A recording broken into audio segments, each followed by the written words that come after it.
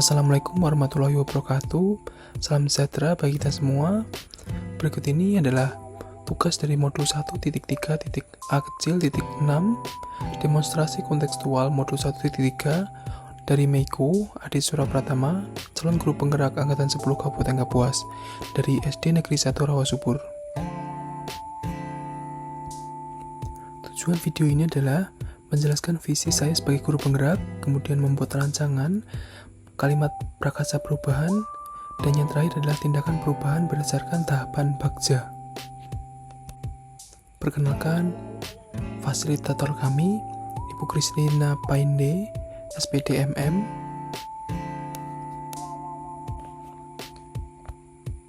Berikut ini adalah pengajar praktik kami, yakni Ibu Neti Febrianti, SPD, dan saya sendiri, Meiko Adi Surapratama, SPD.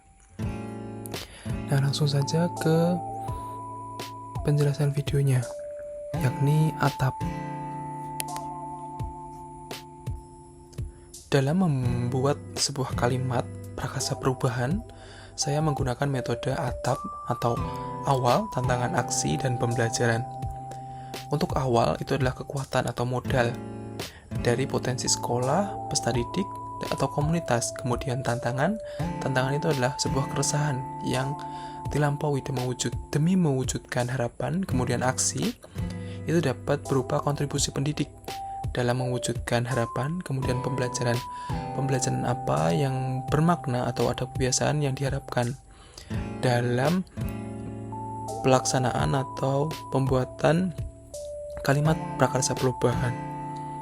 Untuk awal atau modalnya, anak atau peserta didik itu punya keinginan kuat untuk belajar hal-hal baru. Anak-anak itu selalu ingin tahu. Kemudian anak-anak itu pandai dalam menggunakan atau mengoperasikan gadget. Sangat cepat, anak-anak itu sangat cepat dalam memahami penggunaan teknologi. Kemudian tantangannya itu permasalahan yang utama, yakni anak itu malas dalam belajar di dalam kelas. Kemudian kadang anak menirukan dan kadang mempraktekkan kepada temannya tentang tontonan yang ada di dalam sosial media. Tantangannya, kita sebagai guru harus mengarahkan kebiasaan positif peserta didik, kemudian meningkatkan motivasi belajar, dan bantu peserta didik dalam menemukan minat dan bakat peserta didik. Kita gali potensinya. Kemudian kontribusi pendidik dalam memanfaatkan atau mewujudkan harapan, yakni yang pertama, pahami permasalahan secara keseluruhan. Kita gali akar permasalahannya. Kemudian libatkan orang tua dalam mengontrol penggunaan gadget di rumah. Kalau di sekolah, kita bisa mengontrol anak dengan aturan-aturan atau sebuah larangan. Kalau di rumah, libatkan orang tua dalam mengontrol penggunaan gadget. Kemudian tingkatkan motivasi anak dalam belajar. Ini adalah tugas guru, tugas orang tua. Kita tingkatkan motivasi anak. Kemudian sosialisasikan penggunaan sosial media yang bertanggung jawab. Ajarkan anak bagaimana cara menggunakan sosial media, terus bagaimana harusnya penggunaan sosial media itu seperti apa. Kita ajarkan, kita pahamkan anak-anak tentang penggunaan sosial media. Kemudian, pembelajaran bermakna apa yang dapat dipelajari dan yang yang diharapkan dari sebuah kalimat perubahan ini. Diharapkan anak itu menjadi sebuah manusia atau seorang manusia yang punya tanggung jawab di dunia nyata maupun dunia maya. Anak-anak itu diharapkan punya karakter yang jujur, terus punya tanggung jawab. Jadi dia tuh nggak seenaknya gitu di dalam penggunaan sosial media. Kemudian menumbuhkan sikap saling menghormati, toleransi di dalam dunia digital. Di dalam dunia digital yang kita tahu, semua orang menggunakannya. Dalam hal ini diharapkan peserta didik itu menghormati semua orang yang ada di dalam dunia maya dan yang ada di dunia nyata. Itu saja. Kemudian kalimat prakarsa perubahan. Kalimat prakarsa perubahan. Untuk kalimatnya ini yakni mewujudkan pembelajaran yang berkualitas di dalam kelas. Saya ingin anak-anak itu belajar dan mendapatkan pembelajaran yang bermakna di dalam kelas. Dan saya ingin mengajarkan karakter-karakter yang bertanggung jawab yang digunakan nanti di dalam masyarakat. Visi atau harapan saya menjadi seorang guru penggerak adalah menciptakan generasi yang beriman, punya integritas, memimpin, berkualitas, adaptif, dan inklusif. Atau saya akronimkan menjadi BEIMBAI. Dalam bahasa Banjar, BEIMBAI artinya mendayung bersama-sama. Hal ini adalah menciptakan atau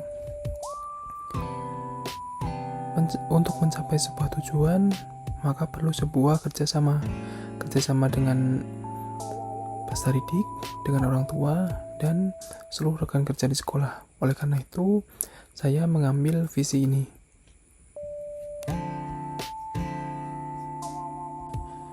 Dalam membuat suatu visi, ada yang namanya tahapan atau yang lebih dikenal dengan Bagja. Dalam hal ini, Bagja itu adalah sebuah akronim. Yang pertama adalah buat pertanyaan, kemudian ambil pelajaran, yang ketiga gali mimpi, yang keempat jabarkan rencana, dan yang kelima atur eksekusinya. Untuk selanjutnya itu ada nanti penjabaran Bagja yang saya buat. Dari kalimat prakarsa perubahan, mewujudkan pembelajaran yang berkualitas di dalam kelas. Dari huruf B Bagja tadi, yang pertama itu buat pertanyaan utama. Di situ ada pertanyaan dan penyelidikan. Pertanyaan pertama, apa saja yang dapat dilakukan guru dalam meningkatkan motivasi belajar peserta didik? Kemudian yang kedua, bagaimana cara guru dalam memotivasi peserta didik? Adapun tindakan atau penyelidikan yang saya lakukan yakni melakukan tes observasi hafal pembelajaran peserta didik, kemudian mencari sumber belajar dan metode pembelajaran dalam jurnal pendidikan, kemudian berkolaborasi dengan guru lain untuk menganalisis kebutuhan peserta didik, dan yang terakhir, meminta pendapat kepala sekolah dalam meningkatkan motivasi peserta didik. Dari akronim huruf A atau ambil pelajaran, untuk pertanyaan yang pertama yakni pembelajaran apa sih yang disukai peserta didik? Kemudian siapa yang pernah memotivasi peserta didik sehingga hasil belajarnya meningkat? Kemudian yang ketiga, kondisi kelas yang seperti apa yang diharapkan peserta didik? Dan untuk penyelidikan atau tindakan yang dapat guru lakukan yakni melakukan refleksi setelah pembelajaran kepada peserta didik, kemudian bertanya kepada guru, kepala sekolah, terus kepada peserta didik dan orang tua murid. Dan yang terakhir, menciptakan kelas yang aman dan nyaman. Akronim dari huruf G atau gali mimpi. Yang pertama, pertanyaannya pertama, apa motivasi belajar peserta didik meningkat dan mulai sadar akan pentingnya belajar? Pertanyaan yang kedua, apakah hasil belajar dan karakter positif peserta didik meningkat? Apakah timbul kebiasaan baru yang positif pada peserta didik?